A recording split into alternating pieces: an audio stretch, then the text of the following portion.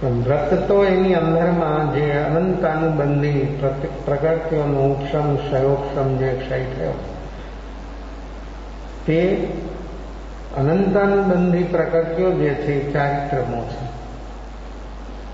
દર્શન મોહની તો માત્ર 3 પ્રકૃતિઓ છે. દર્શન મોહ, સંકિત મોહની અને મિશ્ર મોહની. આ 3 પ્રકૃતિ એ જ દર્શન મોહ અને મિથ્યાત્વ. પણ આ ચારિત્ર મોહની રહેલી અનંતાનુબંધી જે આ 4 પ્રકૃતિઓ જે છે એ હંમેશને માટે મિથ્યાત્વને સપોર્ટ કરે છે. જેનાથી મિથ્યાત્વ ભ્રાંતિ વધતી જ જાય. જ્યાં સુધી અનંતાનુબંધી કષાય છે ત્યાં સુધી કદી પણ બોધિ સમ્યક દર્શન જીવને પ્રાપ્ત થાય એવી કોઈ સંભાવના નથી. એટલે જીવ જ્યારે તેનું સ્વરૂપ લક્ષ્ય બને, રુચિ બને, ત્યારે અનંતાનુબંધીના કષાયો મંદ મંદ મંદ મંદ થઈ જાય, મંદતર થઈ જાય. ને એ કષાયો જેટલા મંદ થાય અનંતાનુબંધીના તેટલે અંશે જીવ રુચિવાળો બને. સ્વરૂપની રુચિ, સ્વભાવની રુચિ. કષાયો જ્યાં સુધી તેજ હોય ત્યાં સુધી સ્વરૂપની રુચિ પણ જીવને ન હોય, સ્વભાવની રુચિ પણ ન હોય. રુચિ ન હોય તો પછી કામ શું કરે? અને જે જીવોને જ્યાં રુચિ હોય ત્યાં સમય, શક્તિ, સાધન, સંપત્તિ બધું જ લગાવી દે. રુચિ હોય ત્યાં. રુચિ ન હોય ત્યાં માણસ બિલકુલ ફ્રી હોય તો પણ એ ક્ષેત્રમાં કદી જ રુચિ વગરના ક્ષેત્રમાં વ્યક્તિ કદી પ્રવેશ કરી શકતી નથી. એટલે રુચિ ત્યારે જ બને કે અનંતાનુબંધીના કષાયો મંદ બને ત્યારે. સ્વરૂપની રુચિ, સ્વભાવની રુચિ, બોધિ પ્રાપ્ત થવાની રુચિ જીવને આ અનંતાનુબંધીના કષાયો જ્યાં સુધી આવા મંદ ન બને ત્યાં સુધી આ રુચિ કદી પણ પ્રગટે નહીં. ભલે બહારથી ગમે એ અવસ્થામાં હોય પણ રુચિ, અને એવી રુચિ એના અંદરમાં આગ જેવી રુચિ જો પ્રગટે, જરા ક્રોધ વ્યક્તિમાં આવે ત્યારે વ્યક્તિ કેટલો આગ બબૂલો થઈ જાય ને, કેવી એની યોગની અવસ્થા બની જાય. મન કેવું બને, વાણી કેવી, શરીર કેવું, મનમાં કેટલું તોફાન, અને વાણી પછી કેવી હોય, અને શરીર કંપતું હોય, ધ્રુજે. તો આ 3 યોગ જવું કષાય ક્રોધ થતાની સાથે 3 યોગ આગ બબૂલા બની જાય. એમ આગ જેવી રુચિ જ્યારે માણસને બને ત્યારે કષાયો જમીનદોસ્ત થઈ જાય. કષાયો એટલા બધા દુર્બલ બની જાય, એટલા બધા કમજોર થઈ જાય, એટલા કમજોર થઈ જાય. અને આ કષાયો જ્યારે બલવાન હોય ત્યારે વ્યક્તિની યોગની અવસ્થા એકાંત અશુભ બની જાય અને ઉપયોગ અજ્ઞાનરૂપ બની જાય. બનાવવું ન પડે, ઉપયોગ અજ્ઞાનરૂપ. જ્યાં સુધી જીવ અનંતાનુબંધીના કષાયોની સાથે એક રૂપ છે ત્યાં સુધી યોગ અશુભ અને ઉપયોગ અજ્ઞાન. જેવા એ કષાયો મંદ થવા માંડ્યા, અનંતાનુબંધીના કષાયો, એટલે જીવને જે અશુભ બંધ થતો હતો, પાપરૂપ બંધ. અનંતાનુબંધીની પ્રકૃતિઓ જે છે એકાંત પાપરૂપ પ્રકૃતિઓ છે. અને એ પ્રકૃતિઓ જ્યારે મંદ બને ત્યારે જીવને શું થાય તો કે પેલું સહજતાથી પુણ્ય બને. કષાયો મંદ બને એટલે પુણ્ય બની જાય. અને પછી એની સામે જે કાંઈ નિમિત્તો આવે તેના પ્રત્યે વ્યક્તિના કેવા પ્રકારના મૃદુ ભાવ હોય, કેટલા બધા વ્યક્તિ એ વસ્તુ પ્રત્યે, વ્યક્તિ પ્રત્યે કેટલો એનું સદભાવ હોય, અને વ્યક્તિ કેટલો બધો રુજુ બની જાય. જ્યાં સુધી આ કષાયો પ્રબળ હોય ત્યાં સુધી જીવની અંદરમાં આવી સરળતા, સહજ સરળતા કદી સંભવી ન શકે. એટલે જો આ કષાયો જેવા મંદ થાય, અનંતાનુબંધીના કષાયો મંદ થવા એટલે જીવને રુચિ બને અને વ્યક્તિની અંદરમાં મૃદુતા આવે, વ્યક્તિ કોમળ બની જાય. ઘણાના શરીર એટલા બધા કોમળ હોય કે થોડીક વાર તડકે જાય તો ફેસ બદલી જાય. ઘણાને એ કિરણોની એલર્જી હોય, શરીર ઉપર ફોડિયું થવા માંડે, ત્વચા એની સહન ન કરી શકે ગરમીને, એવી એલર્જી હોય. એમ જીવની અંદરમાં આ પ્રકૃતિઓ અનંતાનુબંધીના કશાયો જીવ સહન કરી શકતો નથી, છતાં એનો સંગ છોડતો નથી. અનંતાનુબંધીના કશાયોનો સંગ જીવને જ્યાં સુધી રહે ત્યાં સુધી જીવમાં કદી સ્વાભાવિક સરળતા કદી આવે નહીં. અને એ સ્વાભાવિક સહજ સરળતા જ્યાં સુધી જીવમાં ન પ્રગટે ત્યાં સુધી જીવ કદી પણ આવો સર્પનો રુચિવાળો જીવ ન બને. ના રુચિ જીવને ન થાય ત્યાં સુધી જીવમાં કેટલી બધી યોગની વિષમતા હોય, ઉપયોગ અજ્ઞાન રૂપ હોય, આવી સમસ્ત અવસ્થા જીવની જ્યાં સુધી રહે ત્યાં સુધી જો એ ભાવ સંસાર છે. જીવની અંદરમાં આવી જે અવસ્થાઓ બને છે પ્રકૃતિઓથી એ જીવનો છે ભાવ સંસાર. અને ભાવ સંસાર હોય તો ભવ સંસાર હોય, ભાવ સંસાર ન હોય તો ભવ સંસાર ન હોય. એટલે આપણે ખતમ શું કરી શકીએ? ભાવ સંસાર. અને ભાવ સંસાર આપણી ભીતર છે, ભવ સંસાર બહારમાં છે. જન્મ લેવો પડે, કોઈ ક્ષેત્ર મળે, પરિવાર મળે. જન્મ થયો એટલે ક્ષેત્ર ને પરિવાર હોય, એ વગર જન્મ થાય ને. તો એ બધી જે અવસ્થાઓ છે એટલી બધી વિષમ બને છે. પણ ભાવ સંસાર મીટી જાય તો ભવ સંસાર નો રહે, ક્ષેત્ર સંસાર નો રહે, કાળ સંસાર નો રહે, બધું જ ખતમ થઈ જાય.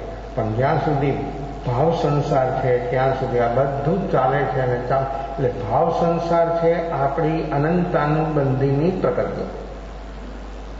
અને અનંતાનુબંધીની પ્રકૃતિઓ જ્યાં સુધી આવી દ્રઢ બને, મજબૂત બનતી જાય ત્યાં સુધી કદી પણ જીવ જન્મ મરણના કારણો જે છે, આ જન્મ મરણના કારણો છે, એના બંધ ન થાય ત્યાં સુધી જીવ તો મજબૂત છે, બેહોશ છે. જીવ ગમે તે ગતિ જાતિમાં જન્મ લે પણ છે તો બેહોશ. એટલે જો પ્રકૃતિના સંગથી જીવ બેહોશ બનતો જાય છે, બેહોશ બનતો જાય છે. જેમ એવું બંધિયાર મકાન હોય, હવા ઉજાસ વાળું ન હોય, એમાં માણસ રીએ મજબૂરીથી, પણ એને કેવું લાગે? બંધિયાર મકાન હોય, ખાલી ગેટ જ હોય, કારણ કે મકાન હોય એટલે ગેટ તો હોવો જ જોઈએ, ગેટ વગર પ્રવેશ થાય નહીં. તો ગેટ એક જ હોય ને ભાઈ ખિડકી બીડકી કાંઈ ન હોય એવા મકાનમાં માણસ રહે તો એ માણસની જે શારીરિક ને માનસિક અવસ્થા છે એ કેટલી મૂર્છિત બની જાય, મુરઝાઈ જાય. અનેક પ્રકારની વિષમતાઓ શારીરિક ને માનસિક ઊભી થાય આવી અવસ્થાઓ. અને બહાર ખુલ્લી હવામાં હોય તો એ જ વ્યક્તિ એ મકાનથી બહાર કાંઈ જાય, બ્રિજ ઉપર જાય તો એને શું લાગે? શું લાગે? એ માણસ કેટલો પ્રફુલ્લિત બની જાય. ખુલ્લી હવા, પ્રકાશ, આ બધું જ્યારે મુક્ત વાતાવરણને મળ્યું ત્યારે વ્યક્તિનું મન કેટલું પ્રફુલ્લિત બની જાય. એમ જીવ જ્યારે આ કષાય રહિત બની જાય ત્યારે આત્મા કેટલો મુખરિત બની જાય. એ ક્યારે અનુભવ થાય? એ ક્યારે અનુભવ થાય? એવરેસ્ટ ઉપર રહેતો થાય તો ક્યારે થાય? બધું ખુલ્લું જ હોય. અને હિમાલયમાં રહેતો તો કાંઈ બધું ખુલ્લું જ છે, હવા, પ્રકાશ બધું આમ તમારે ફ્રેશ. પણ એ તો જો શરીરને મન ફ્રેશ બને. પણ આત્મા તો અહીંયા પણ મૂર્છિત છે. પણ એ આત્મા બહારના ક્ષેત્રોથી કાંઈ મુક્ત નથી બનતો.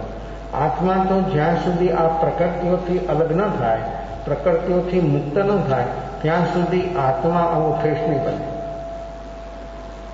આત્માને ફ્રેશ બનાવવો હોય તો આ પ્રકૃતિઓથી અલગ થવું પડે. અને જે જીવો આ પ્રકૃતિઓથી અલગ થઈ જાય એ આત્મા એનો કેવો ફ્રેશ બની જાય, કેટલો અદભુત બની જાય, કેટલો નિર્મળ બની જાય. અને એ પણ બને ક્યારે?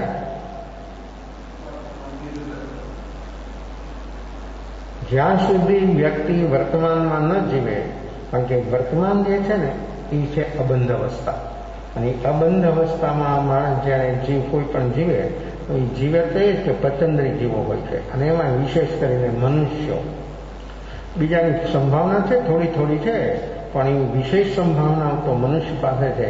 અને મનુષ્ય જ્યારે એ પ્રકૃતિઓથી ઉપર ઉઠે, એટલે કે વર્તમાનમાં એ વ્યક્તિ નિર્વિકલ્પ બને, ત્યારે એ માણસનો આત્મા મન શરીર તન મનને માણીએ તો અદ્ભુત બની જવાના શુભ, પણ આત્મા કેવો બની જાય? જ્યારે વ્યક્તિ નિર્વિકલ્પ અવસ્થામાં ટકી ગઈ ત્યારે એનો આત્મા કેવો બની જાય?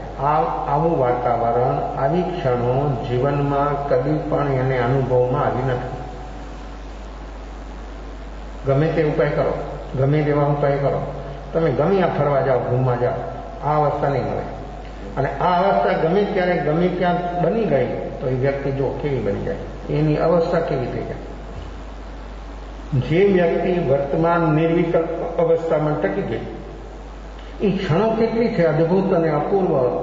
એનો આત્મા કેટલો બધો નિર્મલ બની જાય. જે આત્મા ઉપર મલિનતાઓ છે, આ કષાયોની, એ બધો ભાર, એ વજન બધું દૂર થઈ જાય. અને આત્મા કેટલો બધો એનો જે નેચરલી નીચ સ્વભાવ છે એ એને જ્યારે અનુભવમાં આવી જાય ત્યારે એની અવસ્થા પણ આ બધી પ્રકૃતિઓની પરતો એના ઉપરથી જ્યાં સુધી દૂર ન થાય એ કોણ દૂર કરે છે? ઉપર આના નીચે પટ્ટી છે, પણ આ પાન હું આમ ન કરું તો પટ્ટી દેખાય? આત્મા અહીંયા જ છે, કેમ નથી દેખાતું?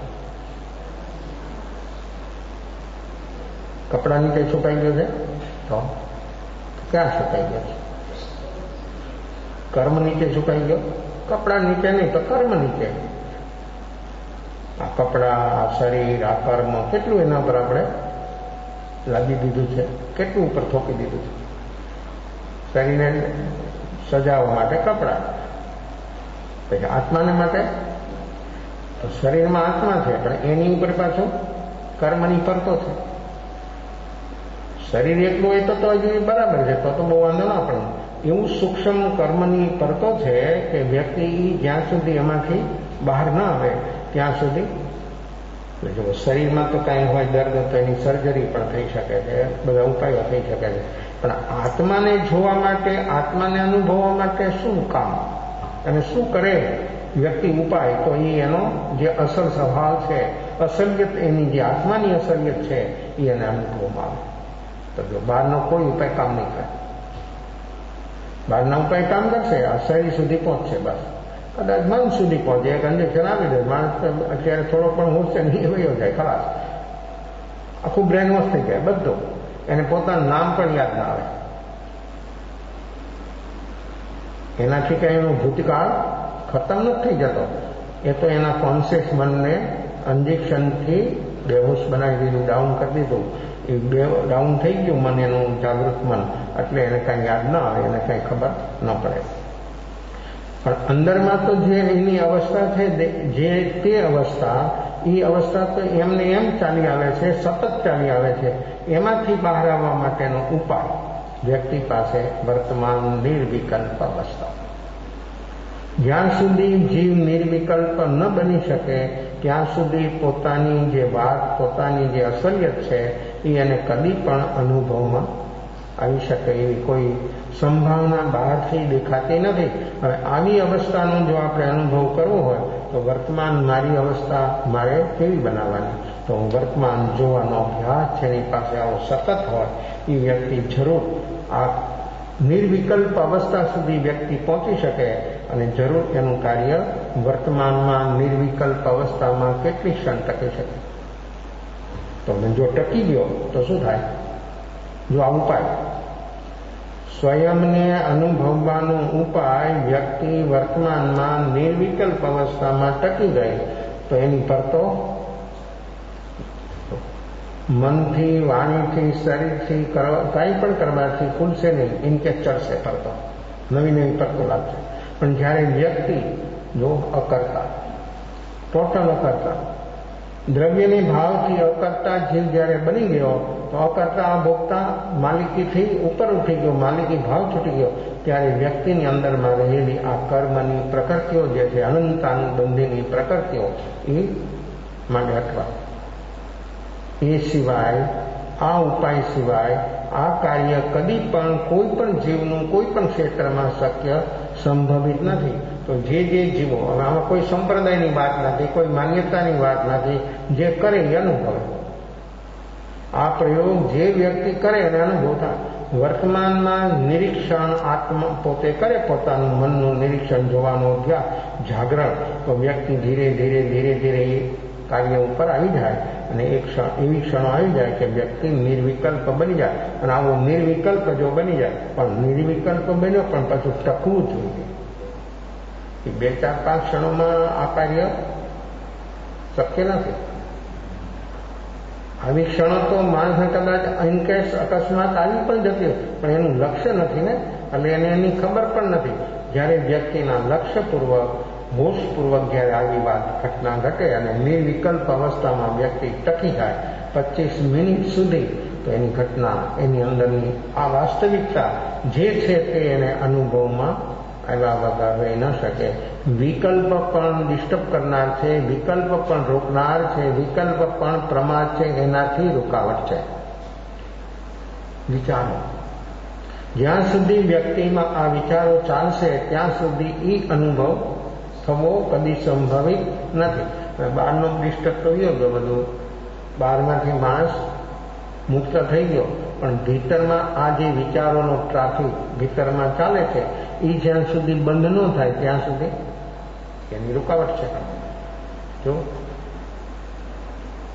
રાગદ્વેષ વિચારો કેમ આવે છે, તો કે રાગદ્વેષ બંધ થવા જોઈએ. રાગદ્વેષની કેવું કટ થવી જોઈએ, તો જ વ્યક્તિની અવસ્થા એવી નિર્વિકલ્પ બને. અને નિર્વિકલ્પ જો વ્યક્તિ બની ગઈ તો જરૂર એને વર્તમાનમાં હું કોણ છું એનો અનુભવ વ્યક્તિને જે ક્ષેત્રમાં જ્યાં નિર્વિકલ્પ બને ત્યાં એના આવો અનુભવ થયા વગર રહી ન શકે. બોલો, યુવાન જે હિમાલયની ગોદમાં સંતના સાનિધ્યમાં જે સાધના કરે છે, જો એ પણ ધ્યાન અવસ્થામાં ડૂબે છે. ધ્યાનમાં એવો ડૂબી ગયો કે વાણીનું મન તો સાધી લીધું, આ મનનું મન શરૂ થઈ ગયું. મનનું મન ત્યારે શરૂ થાય કે વિચારો બંધ થાય ત્યારે. જ્યાં સુધી વિચાર છે ત્યાં સુધી મનનું મૌન ન થાય. વાણીનું મૌન બંધ થાય, વાણીનું મૌન સાધી લીધું તો કલેશ બંધ થઈ જાય. મનનું મૌન સાધે તો રાગદ્વેષ ટેમ્પરરી મુક્ત થાય. અને ચેતનાના મૌન સુધી પહોંચી જાય તો શું થાય? વિતરાગ. રાગદ્વેષની જડો જો નિર્વિકલ્પ વ્યક્તિ બની ટેમ્પરરી 2 ઘડી સુધી કન્ટિન્યુઅસ બની જાય તો અલગ, તો અહીંયા ચેતના સુધી પહોંચી જાય. તો એ વાણીનું મન સાધતા કલેશો, જે કલેશો બધા થઈ ગયા છે એમાંથી બહાર આવી જાય. મનનું મન સાધે તો ટેમ્પરરી રાગદ્વેષથી મુક્ત થાય. ત્યારે એનું દ્વાર ખુલે ભીતર જગતનું કે હું આ છું, મારું સામ્રાજ્ય આ છે, મારી અસલ્યતા છે, એવો એને અનુભવ થઈ જાય. તો એ સાધક ડૂબો ભીતરમાં, એવો નિર્વિકલ્પ અવસ્થામાં ડૂબી ગયો. સંત બેઠા છે એની સામે, આ ધ્યાનસ્થ છે, સંત એને જોયા કરે છે. એની અવસ્થા, એના ફેસને જોવે છે ને એની ખબર થાય છે કે એની અંતર અવસ્થા કેવી બની રહી છે. વ્યક્તિની આંખ બંધ હોય તો પણ એને પોતાનો ફેસ પૂરો પોતાને દેખાય નહીં. વ્યક્તિની આંખ ખુલ્લી હોય કે બંધ હોય તો પણ પોતાનું ફેસ પોતાને એને જોવું તો એને માધ્યમ જોઈએ, બીજું અરીસો જોઈએ તો દેખાય. આમ તો જો શું દેખાય? પ્રતિબિંબ દેખાય. આ બિંબ છે, ઓનું પ્રતિબિંબ છે. એ પ્રતિબિંબ દેખાય તો બિંબ અને પ્રતિબિંબમાં ભેદ છે. બહારથી સ્થૂળ દ્રષ્ટિથી આપણને લાગે કે એના જેવું જ છે, પણ બિંબ જીવન છે, પ્રતિબિંબ જળ છે. જોનાર કોણ છે? બિંબ અને પ્રતિબિંબને જોનાર કોણ છે? કોણ જોવે છે? આ બેને જોનારા તો ચેતન છે. જો બીજ અલગ છે, આ જોવાની ક્રિયા જ અલગ બનાવી દે. જોવાની ક્રિયા જેવી શરૂ થઈ, મનને જ જોવાની ક્રિયા આટલી બધાથી અલગ થઈ જાય. મનથી અલગ થઈ જાય, વાણીથી, શરીરથી, રાગ દ્વેષથી, કર્મ બધના કારણોથી બધાથી અલગ થઈ જાય. અને બધાથી એ જેટલો અલગ થાય અને જેટલો એ અલગતાનો અનુભવ કરી શકે એટલો જીવ ભીતરમાં એનો ગતિ થાય. અને એ ભીતરની એવી અવસ્થા એની બની જાય જેની કોઈ સીમા નહીં. તો આનો ફેસ જોવે છે, એને ખબર થાય છે કે આ વ્યક્તિની વર્તમાન આંતર જગતની અવસ્થા કેવી બની રહી છે, અંદરમાં શું ચાલી રહી છે. જ્યાં સુધી વિચાર હોય ત્યાં સુધી ફેસ અલગ હોય, ત્યાં સુધી આવામંડળ અલગ હોય. જેવો વ્યક્તિ વિચારોથી બંધ થયો, વિચાર છૂટી ગયા એટલે એનો ફેસ બદલી જાય, આવામંડળ બદલી જાય. ત્યાં સુધી વિચારો અશુભમાંથી શુભમાં આવી ગયો, અશુભમાં અલગ હોય છે, શુભમાં અલગ, ફેસ પણ આવામંડળ પણ. જ્યારે વ્યક્તિ નિર્વિકલ્પ થઈ ત્યારે પણ ફેસ બદલી જાય અને એનું આવામંડળ બદલી જાય. જ્યારે નિર્વિકલ્પ વ્યક્તિ ટોટલ બની ગઈ અને એનો સમય વધવા માંડ્યો, જેમ જેમ એનો સમય વધે નિર્વિકલ્પ અવસ્થા, એમ એના ઓરા, એનું આભામંડળ શુદ્ધ બનતું જાય. તો જ્યાં સુધી અશુભ છે ત્યાં સુધી આભામંડળ પણ બ્લેક હોય. અશુભમાંથી શુભમાં એટલે આભામંડળ થોડું ઠીક થાય અને શુભમાંથી જેવો શુદ્ધમાં નિર્વિકલ્પ અવસ્થામાં પ્રવેશ થયો એટલે જે આભામંડળ મલિન લાગતો હતો, બ્લેક લાગતો હતો, એ સ્ફટિક જેવું શ્વેત થવા માંડ્યું. એની અંદરમાં રહેલી જે મલિનતા હતી આભામંડળમાં એ આમ આપણે જોઈ શકીએ એમ દેખાય, અલગ થાય. એ શું છે? અને આભામંડળ તો બહાર જ છે. તે આપણા આખા શરીરની ચારે બાજુ આભામંડળ દેખાય. ખાલી મસ્તકની પાછળ દેખાય એમ નહીં, આખા શરીરની ચારે બાજુ. અને જીવ જ્યાં હોય ત્યાં, પછી એકંદ્રી હોય તો હોય, વિગલેન્દ્રી હોય તો હોય ને પચંદ્રી હોય તો હોય, મનુષ્યમાં હોય, દેવમાં, નારકમાં, તિર્યજમાં, બધામાં હોય. તો આભામંડળ જીવ માત્રમાં હોય, કારણ કે એની અંદરમાં જ બધું આ ચાલે છે. અશુભ શુભ અને શુભ અશુભ વાળા જીવો જ હંમેશા માટે વધારે હોય. તો શુદ્ધ એટલે નિર્વિકલ્પ વર્તમાન જ્યારે શરૂ થાય એટલે એનો ફેસ બદલી જાય, એકદમ બદલી જાય, આભામંડળ બદલી જાય. એવું બદલે આમ આપણે જોઈ શકીએ એમ બદલતું જાય. એની અંદરમાં રહેલી જે મલિનતા છે દૂર થાય. કેમ જાણે કોક આમ એની સફાઈ કેમ કોઈ કરી રહ્યું હોય એમ આપણને દેખાય, એની પીછી કેમ ફેરવે છે, એની મલિનતા દૂર થતી જાય અને એકદમ શ્વેત બની જાય, આખો રાઉન્ડ એવું શ્વેત બની જાય કે જોનારનું સામે પ્રતિબિંબ પડે. જે જોઈ શકે ને એનું પ્રતિબિંબ આભામંડળમાં પડે, ઓરાની અંદરમાં. એવું સ્ફટિક જેવું શુદ્ધ બની જાય. આ સાધકનું આભામંડળ એવું શુદ્ધ થવા માંડ્યું. જોવે છે, એવું જોવે છે અને એને એમ થયું કે આ જીવ જરૂર એનું કામ કરી જશે.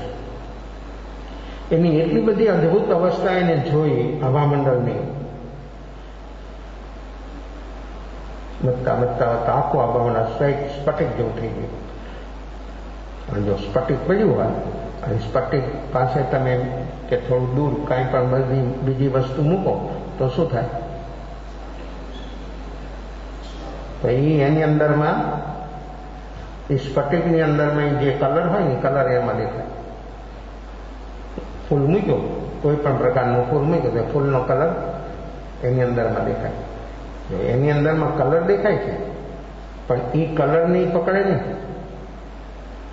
સ્ફટિકમાં બહારનો રહેલો કલર દેખાય આપણને, પણ એ કલરને એ સ્ફટિક જે પારદર્શક હોય ને કોઈ દી ન પકડે.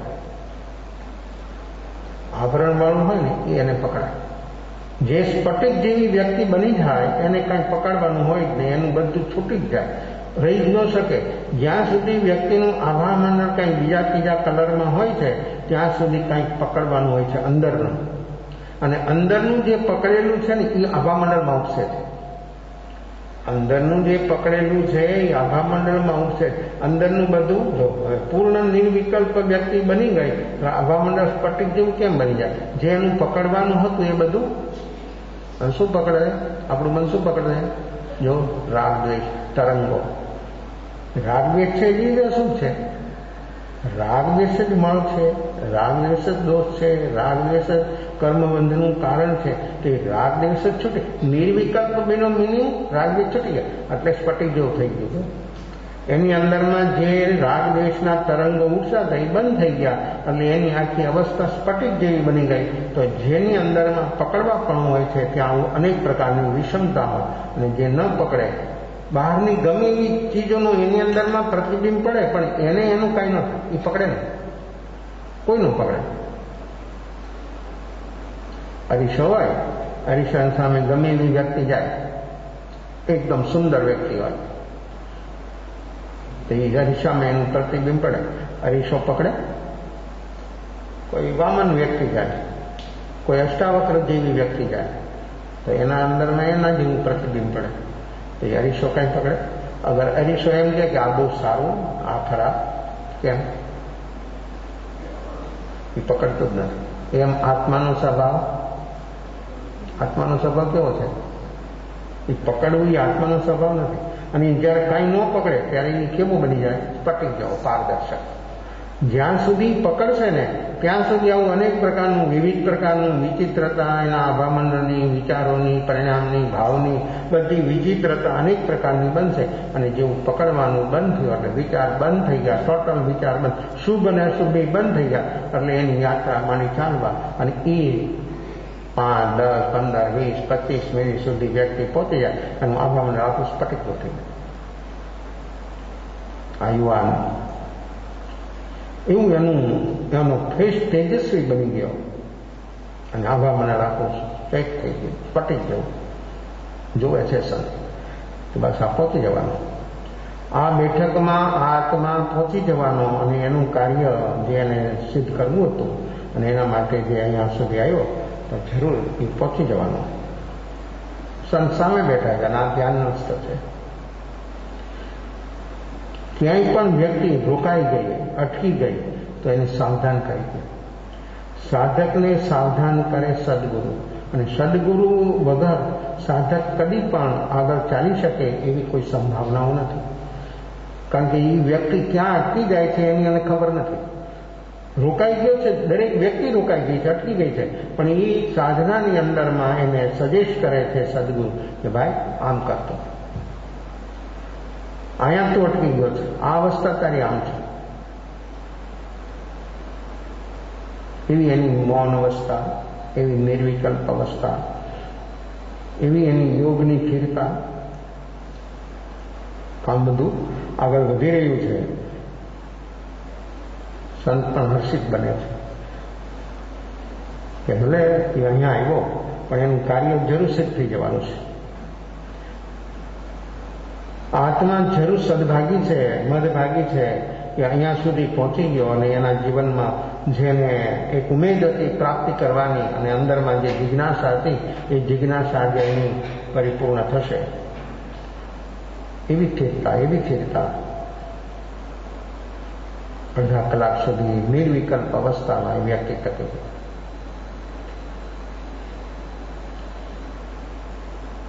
શરીરની તો સ્થિરતા છે, શરીરથી તો માણસ કલાકો સુધી સ્થિર બેસી શકે, પણ મનની અવસ્થા, મનની જે સ્થિરતા, પણ જો બહારના ક્ષેત્રમાં જે આમાં રુચિ હોય ને ત્યાં મન પણ ઠીક થઈ જાય. ગમે એવું તોફાની બાળક હોય ને પણ એને રુચિકર વસ્તુ આવી સામે સ્થિર થઈ જાય, બાકી બધું છોડી દે. એને રુચિકર વસ્તુ આવી ને હાથમાં લઈ લે ને બાકી બધી વસ્તુ છોડી દે ને સ્થિર થઈ જાય. મન તો સ્થિર થઈ જાય છે રુચિ જ્યાં હોય ત્યાં, પણ મનની ઉપર ઉઠવાનું છે. આ સાધના જે છે બધી નિર્વિકલ્પ મનની ઉપર ઉઠવાની આ સાધના છે. અને આ સાધક મનની ઉપર ઉઠી ગયો, આ મનનું મૌન સાધી લીધું અને આ વ્યક્તિ ચેતનાના મૌન તરફનું પ્રયાણ થયું. સંજોયા કરે છે, એનું બધું બદલી રહ્યું છે. મન, વાણી, શરીર બધું બદલી રહ્યું છે. અને એટલા શુભ શુભ શુભ શુભ ચારે બાજુ એ વાતાવરણ જેવું હતું, શુભ ચારે બાજુનું, એટલું બધું શાંત શુભ. અડધા કલાક સુધી એનું મન વ્યક્તિ નિર્વિકલ્પ અવસ્થામાં ઠીક થઈ ગયું. 1 કલાક, 2 કલાક, 3 કલાક. જ્યારે 3 કલાક પછી જ્યારે બહાર આવે છે ત્યારે એનું જે અંદરનો જે ભાવ છે એ ભાવ એટલો બધો અદભુત છે, એટલો બધો અદભુત છે એનો ભાવ કે સંત એને વાંચી શકે છે. આ બોલી નથી શકતો, વાણી બંધ થઈ ગઈ, વાણી અવાક.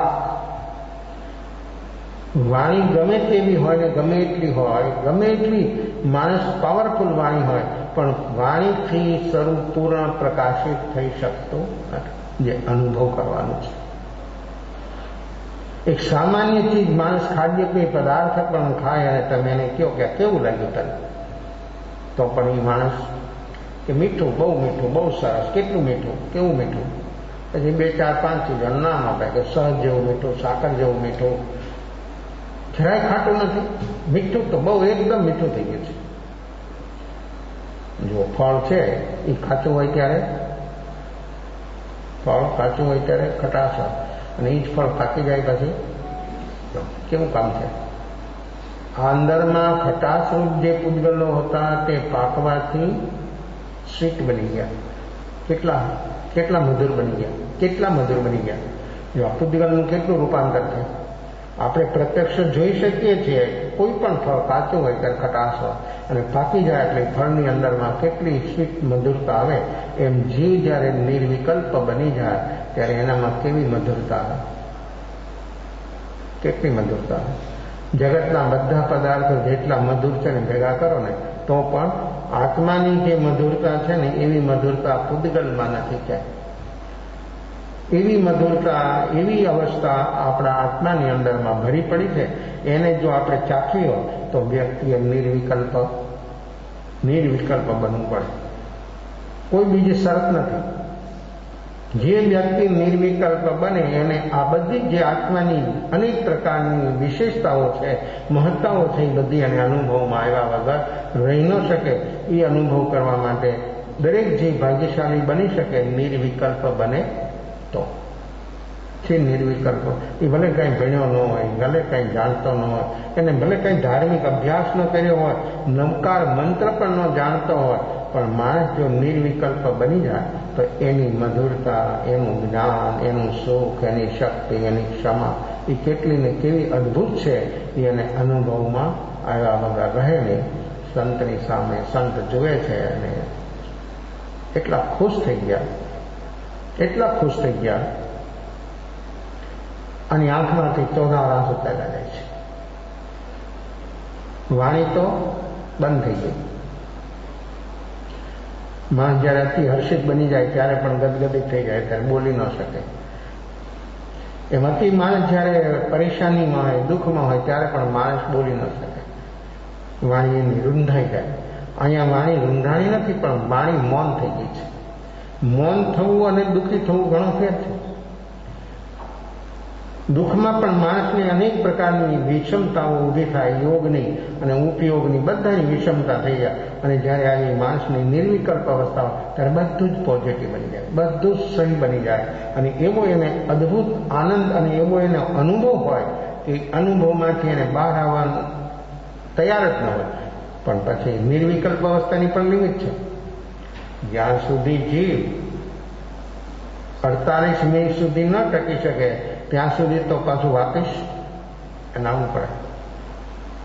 અને ધ્યાનમાં લઈ લો, નિર્વિકલ્પ થયો, પણ નિર્વિકલ્પ અવસ્થામાં એની લિમિટ છે. એ લિમિટ સુધી પહોંચી ગયો 48 મિનિટ સુધી, તો પછી એ નિર્વિકલ્પ અવસ્થા કાયમના માટે રહી શકે.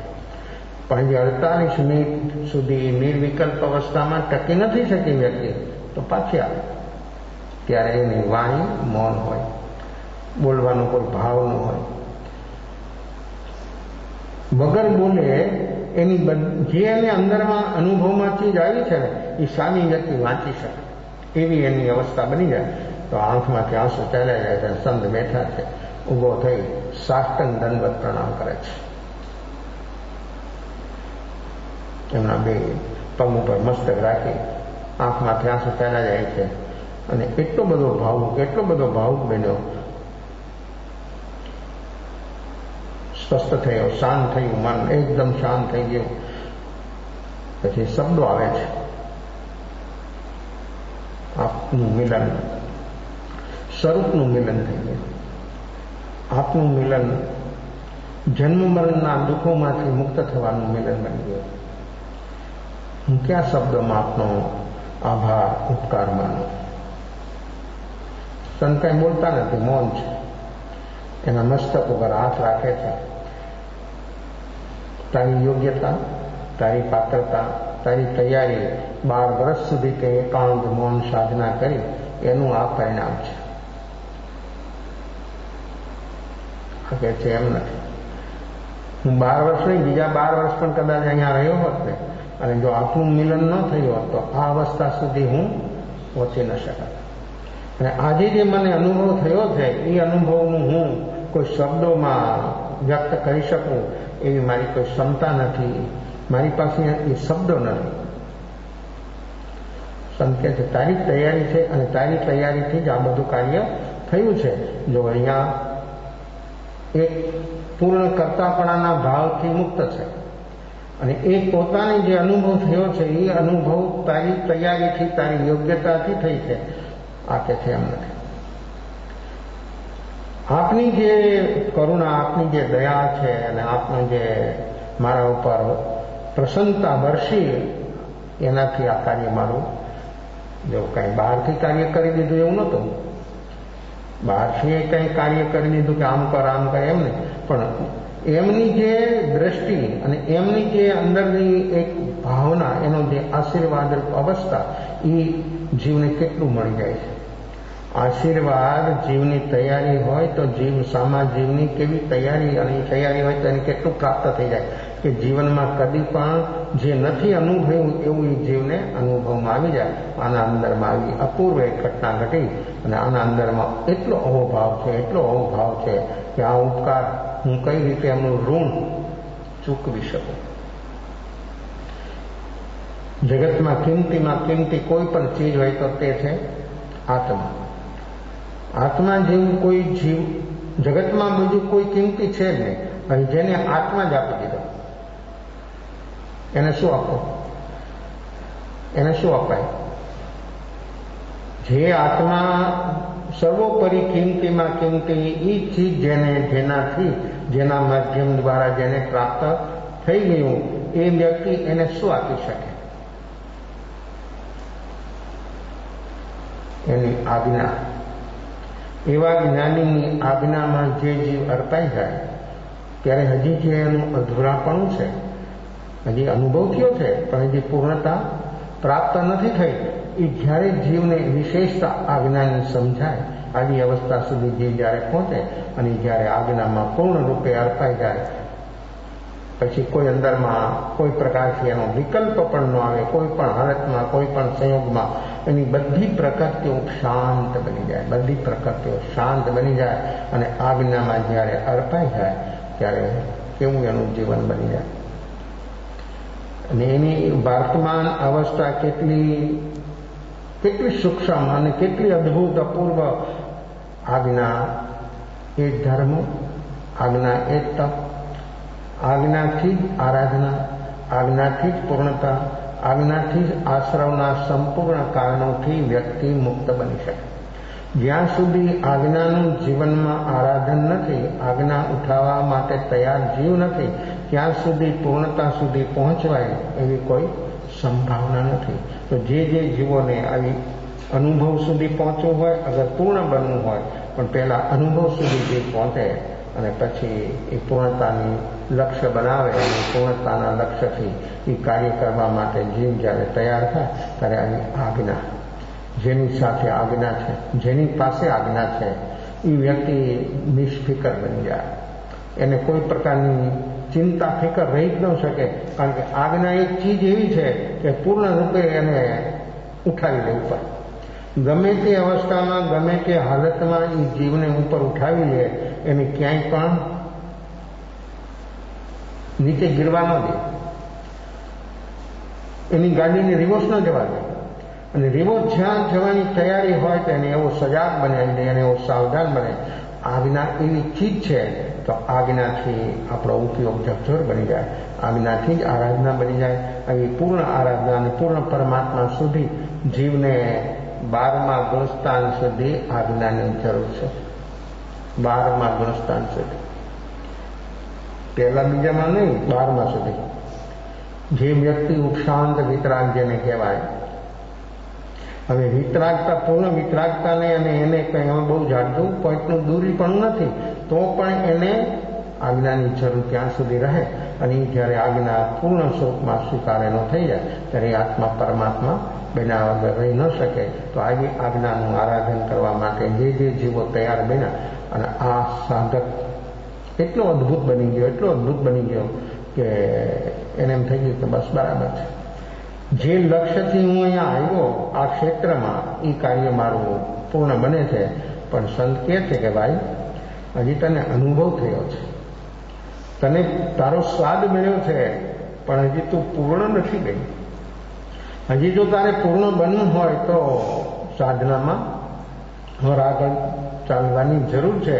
પૂર્ણ બન્યા વગર તારું કાર્ય પૂર્ણ સિદ્ધ ન થાય. તને અનુભવ જરૂર થઈ ગયો, તું જે લક્ષ્યથી આવ્યો તે તારું કામ એક કદમ જરૂર તારું ઉઠી ગયું, પણ હજી તારું કાર્ય પૂર્ણ નથી થયું. પૂર્ણ બનવા માટે તો પૂર્ણ, અને જો પૂર્ણમાં પૂર્ણ નાખો તો પૂર્ણ, અને પૂર્ણમાંથી પૂર્ણ કાઢો તો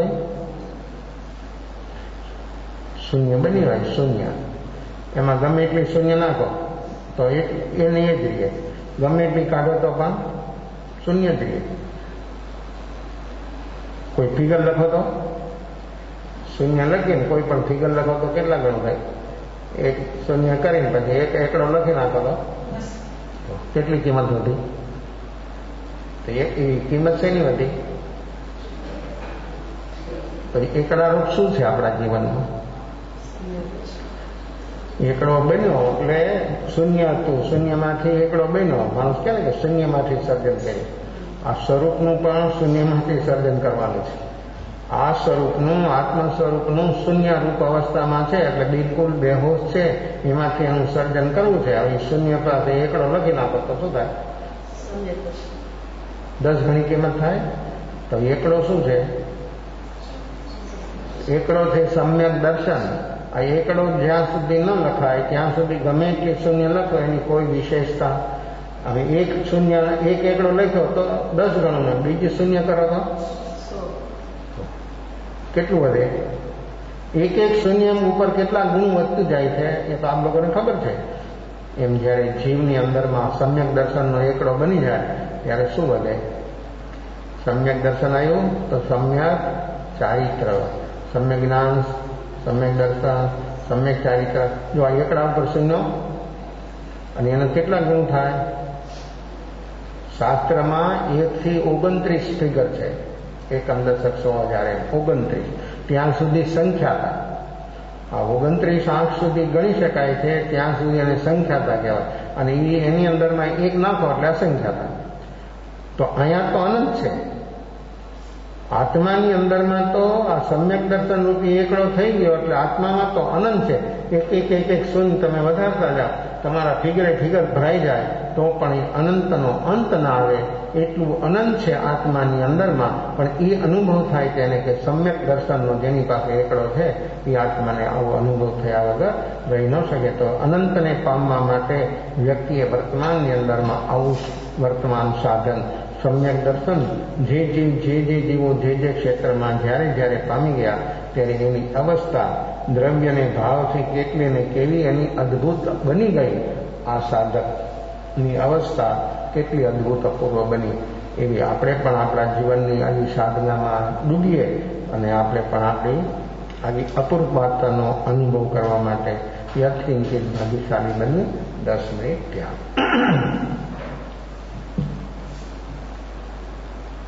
આંખ બંધ, મોઢું બંધ, કમ